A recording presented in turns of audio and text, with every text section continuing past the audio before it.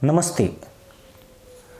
जब ईरान और इजराइल एक दूसरे पर मिसाइल बरसा रहे थे, तब एक देश ऐसा था जहां गधैया नृत्य के जश्न की स्क्रिप्ट लिखी जा रही थी। उस देश में जहां बदनबी तहमद पर जुगाड़ से खरीद कर लपेटना पड़ता है और जहां किसी को एक वक्त का पेट भरकर खाना मिल जाए तो सांझ की बांग ऐसे लगाएगा जैसे उससे भारी पिछवाड़े वाला मुल्ला कोई नहीं है। समझने वाले समझ जाएंगे कि बात पाकिस्तान की हो रही है, उसी पाकिस्तान की जहां की आवाम पानी की बूंद बूंद के लिए तरस रही है और वहां की सरकार ईरान और अमेरिका के बीच मध्यस्थ बनने के चक्कर में इतना बड़ा नुकसान कर बैठी है कि सालों तक उसकी भरपाई नहीं हो पाएगी। और इस बीच पाकिस्तान की इज्जत का जो फलूदा हुआ, उसकी तो कहानी और भी लंबी है। अब वह मामला समझिए जिसने पाकिस्तान को जबरदस्त झटका दिया है। दरअसल जब पश्चिम एशिया में हालात अचानक विस्फोटक हुए, एक के बाद एक मिसाइलें आसमान को चीरती हुई गिरने लगी, तेल के रास्तों पर खतरे के बादल मंडराने लगे और ईरान, इजराइल और अमेरिका खुलकर आमने सामने आ गए, उसी वक्त एक ऐसा देश था जिसने इस पूरे संकट को अपने लिए मौका समझ लिया। लेकिन यह मौका नहीं, एक ऐसा जाल था जिसमें फंसकर उसकी आर्थिक, कूटनीतिक और रणनीतिक हालत बुरी तरह हिलने वाली थी।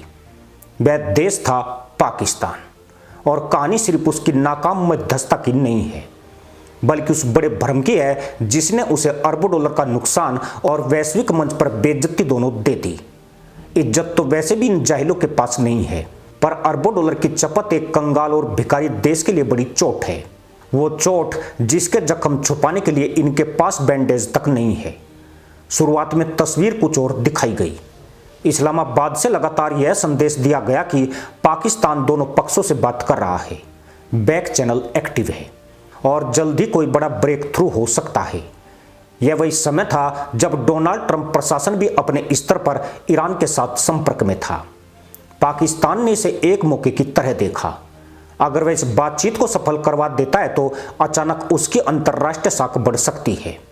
लेकिन असली सवाल यह था कि क्या पाकिस्तान के पास वह ताकत, वह भरोसा और वह संतुलन था जो इस तरह की मध्यस्थता के लिए जरूरी होता है।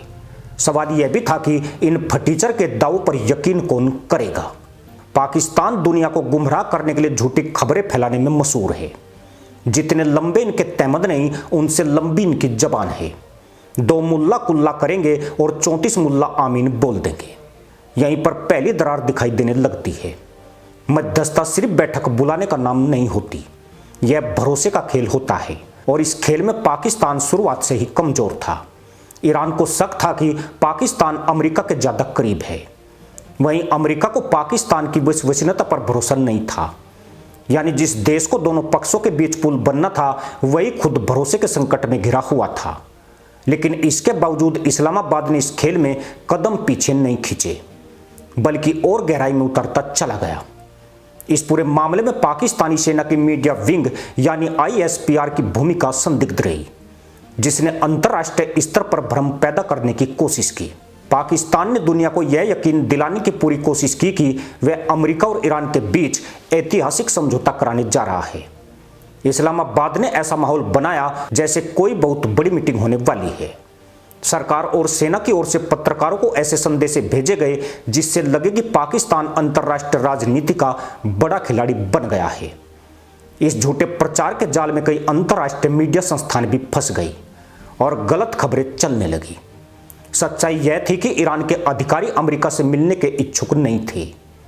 ईरान के विदेश मंत्री अब्बास अरागची इस्लामाबाद जरूर आए, लेकिन उनका मकसद अपनी शिकायत दर्ज कराना था, न कि शांति वार्ता करना।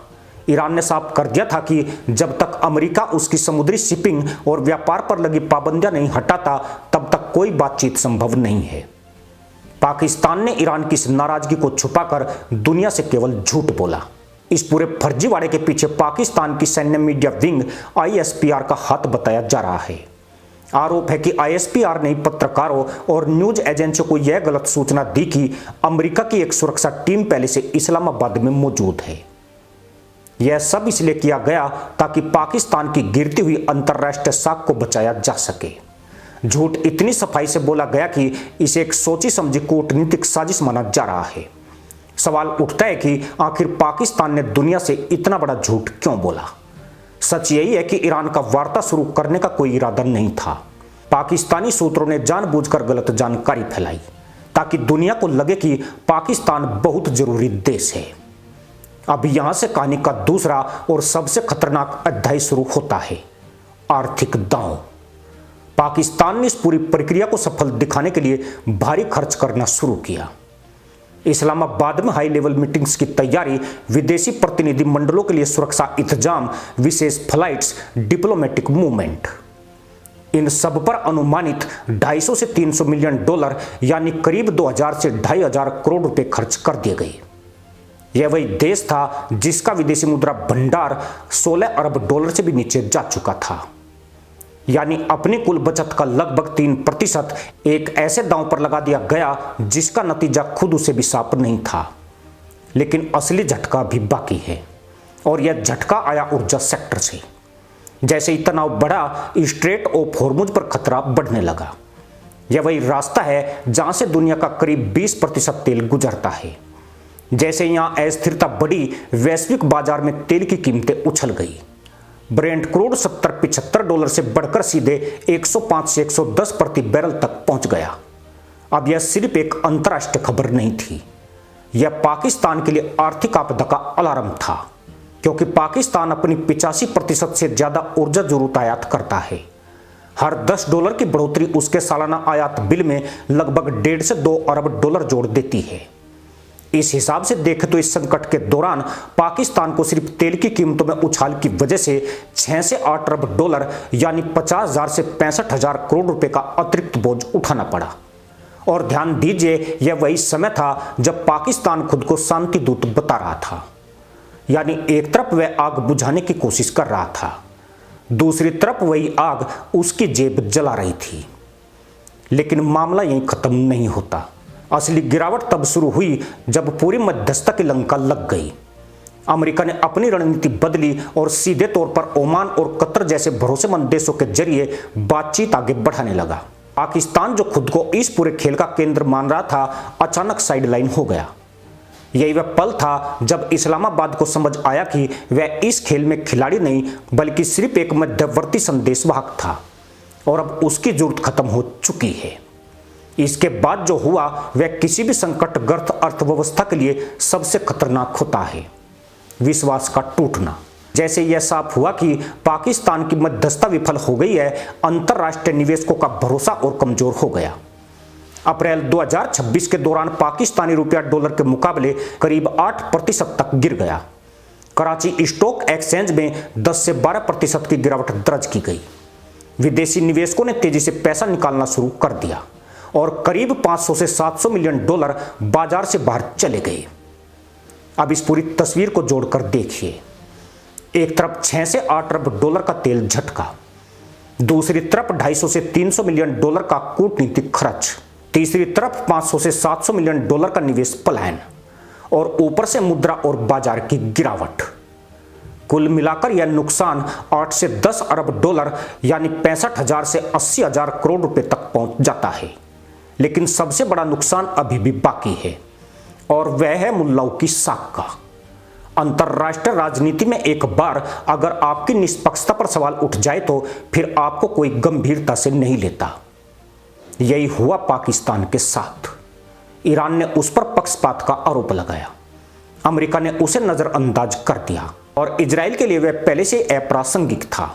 यानी जिस सम्मान को पाने के लिए यह पूरा खेल खेला गया था, वही सम्मान खत्म हो गया। अब जरा इस कहानी का सबसे दिलचस्प हिस्सा समझिए, भारत का रुख। भारत ने इस पूरे संकट के दौरान खुद को मध्यस्थता से दूर रखा। उसने न तो खुद को शांति दूत घोषित किया, न ही किसी एक पक्ष के साथ खुलकर खड़ा हुआ। यह कोई संयोग नहीं था, यह एक सोची समझी रणनीति थी। भारत पहले से जानता था कि ईरान और अमेरिका जैसे देशों के बीच मध्यस्थता करना बेहद जोखिम भरा खेल है। यहां हर कदम पर संतुलन बनाना पड़ता है, और जरा सी गलती आपको दोनों पक्षों की नजर में संदिग्ध बना सकती है। भारत की विदेश नीति लंबे समय से स्ट्रेटेजिक ऑटोनॉमी पर आधारित रही है, जहां हर फैसला सिर्फ अपने राष्ट्रीय हितों के आधार पर लिया जाता है, और इस बार भी वही हुआ। अगर भारत इस खेल में उतरता तो उसे भी वही जोखिम उठाना पड़ता, ऊर्जा कीमतों का असर, कूटनीतिक दबाव और सबसे बड़ा खतरा विश्वसनीयता का। यानी भारत ने जो नहीं किया वही उसकी सबसे बड़ी ताकत बन गया, और पाकिस्तान ने जो किया वही उसकी सबसे बड़ी कमजोरी बन गया। अब इस पूरी कहानी का सबसे बड़ा सबक क्या है? यह कि अंतरराष्ट्रीय राजनीति में शॉर्टकट नाम की कोई चीज नहीं होती। यह कि सिर्फ बयान देकर और मीटिंग बुलाकर कोई देश महान शक्ति नहीं बन जाता। और सबसे अहम यह कि जो देश अपनी क्षमता से बड़ा खेलने की कोशिश करता है वह अक्सर उसी खेल में फंसकर रह जाता है। पाकिस्तान ने सोचा था कि वह दुनिया को शांति देगा, लेकिन वह खुद अपनी सबसे बड़ी अशांति का शिकार हो गया। एक तरफ उसकी जनता पानी, महंगाई और बेरोजगारी से जूझ रही है, दूसरी तरफ उसकी सरकार वैश्विक मंच पर हीरो बनने के सपने देख रही थी। और यही वह विरोधाभास है जिसने उसे बिन पानी मछली की तरह तड़पने पर मजबूर कर दिया। अंत में तस्वीर बिल्कुल साफ है। पैसा गया, साख गई, और जो बचा वह एक कड़वा सबक है। दुनिया में सम्मान दिखावे से नहीं मिलता, ताकत से मिलता है, स्थिरता से मिलता है, और सही समय पर सही फैसले से मिलता है। पाकिस्तान यह समझ नहीं पाया और इसी गलती ने उसे वहां खड़ा कर दिया जहां से वापसी आसान नहीं होती। इसी के साथ अनुमति दोस्तों, जय हिंद, वंदे मातरम।